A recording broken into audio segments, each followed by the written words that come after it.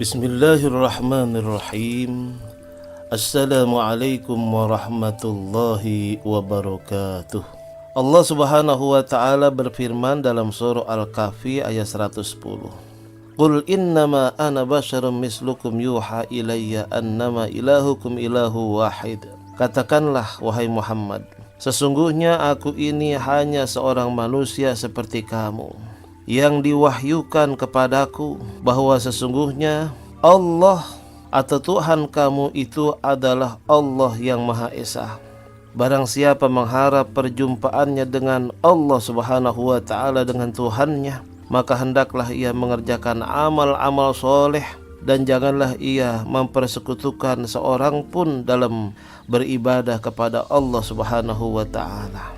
Faman kana yarju liqa'a rabbih falyamal 'amalan shalihan wala yusyrik bi ibadati rabbih ahada. Wala yusyrik bi ibadati rabbih ahada. Di sini ada kata-kata wala yusyrik bi ibadati rabbih ahada. Janganlah kita mempersekutukan Allah dengan siapapun dan dengan apapun. Ya. Wala yusyrik bi ibadati rabbih ahada. Ahada ini bisa dikatakan sesuatu yang berakal. Tapi ada juga yang mengatakan bahwa ahada di sini umum apa saja dah. Nah, dalam Islam kita mengenal syirik, ya. Orang yang melakukan perbuatan syirik adalah musyrik.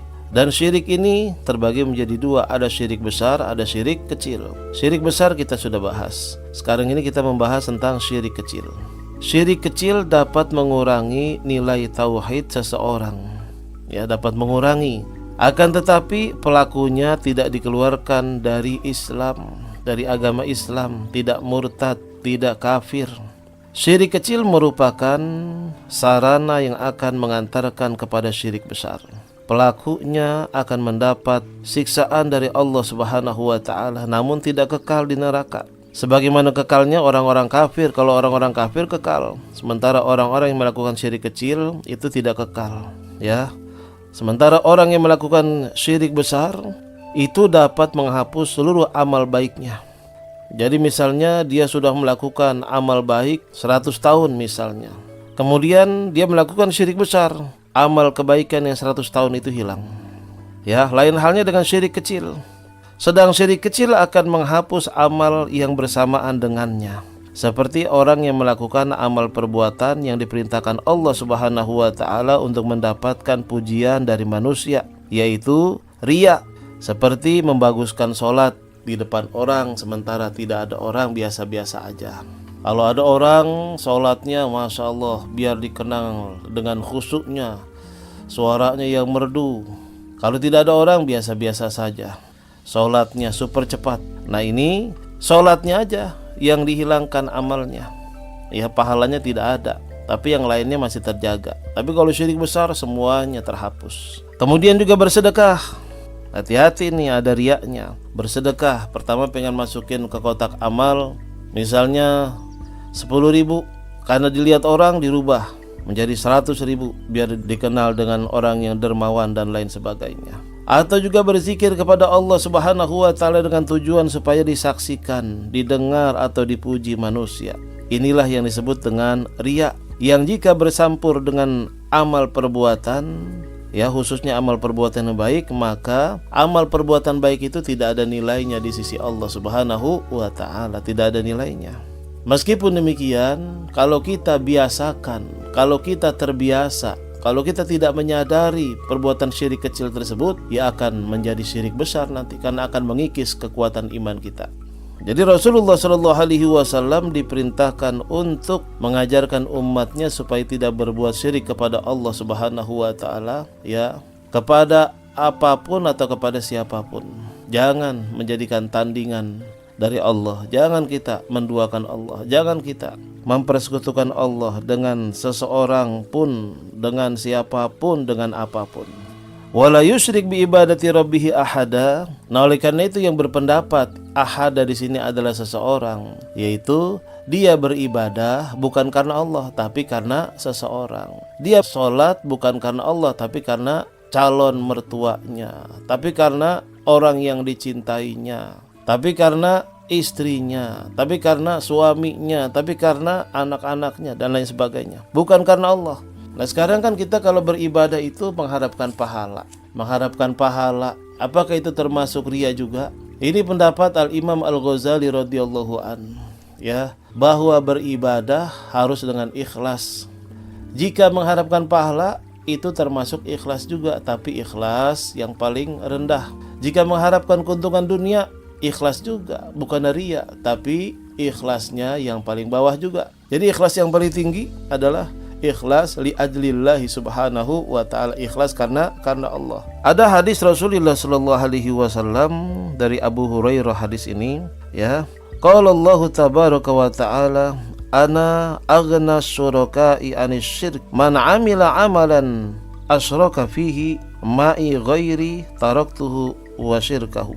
Allah Ta'ala berfirman, aku tidak memerlukan sekutu-sekutu, ya, tandingan-tandingan. Barang siapa yang berbuat satu amal yang di situ ia mempersekutukanku dengan yang lain, maka aku akan meninggalkannya dan juga akan meninggalkan persekutuannya, meninggalkan apa yang manusia banggakan tersebut, manusia duakan tersebut, yang manusia itu beribadah karena dia bukan karena Allah subhanahu wa ta'ala, Allah tinggalkan juga. Na'udzubillah nih, ya. Jadi Allah meninggalkan. Kalau kita sholat ibadah karena orang yang kita cintai, orang yang dicintai kita itu juga mendapat benci dan juga murka dari Allah subhanahu wa ta'ala. Ini yang berbahaya, yaitu yang disebut dengan riya. Jadi kelihatannya biasa dan ini banyak, ya, di antara kita yang melakukannya tanpa kita sadari. Ustaz, bagaimana, kan kadang-kadang kita niatnya seperti itu, ya, hati kita berbolak dan berbalik, tidak pernah stabil. Kadang-kadang ibadah juga namanya bersosial, ada saja penilaian manusia yang memuji kita. Wah, kamu orangnya rajin sholat, rajin puasa, Masya Allah, luar biasa. Akhirnya nilai niat kita dan nilai ibadah kita berubah. Itu bagaimana caranya? Nah, terus berjuang. Perjuangan, ya, kita beribadah karena Allah atau juga karena manusia, kita fokus, saya ibadah karena Allah. Meskipun hati kita nih, wah, saya pengen dipuji dan sebagainya, terus berjuang. Perjuangan tersebut, kata Rasulullah SAW, adalah ibadah. Tetap kita memenangkan ibadah kita semata-mata karena Allah. Ibadah kita karena Allah. Sampai kita sering mengucapkan, inna sholati wa nusuki wa mahyaya wa mamati lillahi rabbil alamin, ya. Sesungguhnya sholatku, inna sholati wa nusuki, ibadahku, wa mahyaya, hidupku, wa mamati, matiku sekalipun, lillahi rabbil alamin, hanya semata-mata karena Allah subhanahu wa ta'ala. Jadi terus berjuang, ya. Memang manusiawi, setiap manusia, namanya setan tuh menggoda tuh. Wah, ibadahnya dipuja dan dipuji, sedekahnya paling banyak, tapi berjuangan tersebut, ya Allah, aku niat sedekah karena Engkau, ya Allah. Ya Allah, aku niat sholat, ibadah, semua ini karena Engkau. Terus berjuang begitu. Nah, perjuangan tersebut, kata Rasulullah, adalah ibadah. Yang penting kita sudah tahu bahwa perbuatan syirik itu termasuk perbuatan riya, yaitu beribadah bukan karena Allah. Kalau beribadah selain menyembah Allah, berarti musyrik besar kita. Syirik besar itu, ya, dosa yang tak terampuni, dosa yang tak terampuni. Rasulullah sallallahu alaihi wasallam dan juga firman Allah Subhanahu wa taala itu sudah jelas-jelas mengatakan dosa yang tak terampuni adalah syirik besar, yaitu beribadah, menyembah bukan kepada Allah Subhanahu wa taala, tapi beribadahnya kalau yang syirik kecil itu karena pengen dipuji oleh manusia.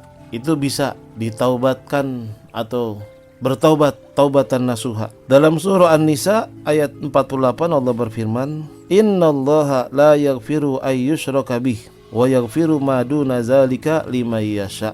Ya, sesungguhnya Allah tidak akan mengampuni dosa-dosa syirik. Itu dosa-dosa besar nih, yaitu yang menyembah selain Allah, menyembah berhala, menyembah patung, menyembah materi, menyembah, ya, segala-galanya yang selain Allah Subhanahu wa taala. Kalau yang menyembah seperti itu tidak akan diampuni oleh Allah Subhanahu wa taala. Menyembah nenek moyang sekalipun, ya, itu tidak akan diampuni dosanya.